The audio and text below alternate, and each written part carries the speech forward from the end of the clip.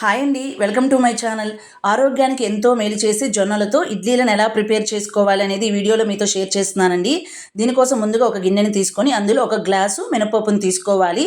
అదే గ్లాస్తో 2 గ్లాసుల జొన్నలను తీసుకోవాలి. జొన్నలు మన బోన్ హెల్త్కి చాలా మంచిదండి. కాల్షియం కూడా ఎక్కువగా ఉంటుంది. ఇప్పుడు అలాగే కొద్దిగా మెంతులను కూడా తీసుకొని దీన్ని పక్కన పెట్టుకోండి.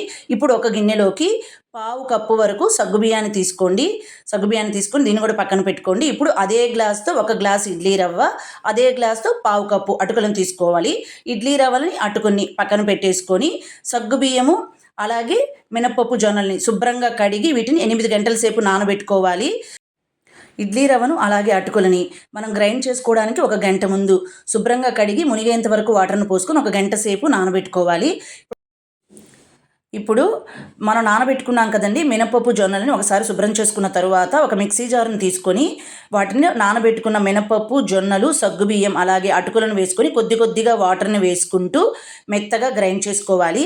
గ్రైండ్ చేసుకొని ఒక గిన్నెలోకి తీసుకోవాలి. ఆ తర్వాత మనం నానబెట్టుకున్న ఇడ్లీ రవ్వలో నుంచి వాటర్ని తీసేసి వీడియోలో చూపించినట్లుగా వాటర్ అంతా పిండేసి దాన్ని కూడా మనం గ్రైండ్ చేసుకున్న పిండిలో యాడ్ చేసుకొని అన్నీ బాగా కలిసేలా కలుపుకొని రాత్రంతా దీన్ని పర్మెంట్ చేసుకోవాలి. మనం ఇలా పర్మెంట్ చేసుకోవడం వల్ల ఇందులో ప్రోబయాటిక్స్ యాడ్ అవుతాయి. మన గట్ హెల్త్ కూడా చాలా మంచిది.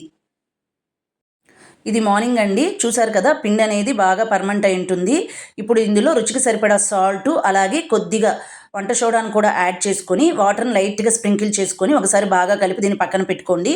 ఇప్పుడు స్టవ్ మీద ఇడ్లీ పాత్రను పెట్టుకొని వాటర్ని యాడ్ చేసుకోండి.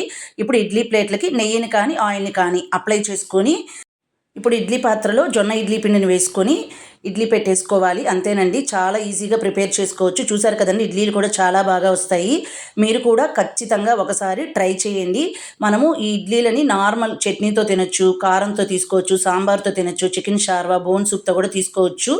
చాలా టేస్టీగా కూడా ఉంటాయి. Thanks for watching. వీడియోని ఖచ్చితంగా లైక్ చేయండి, ఛానల్ని సబ్స్క్రైబ్ చేసుకోండి.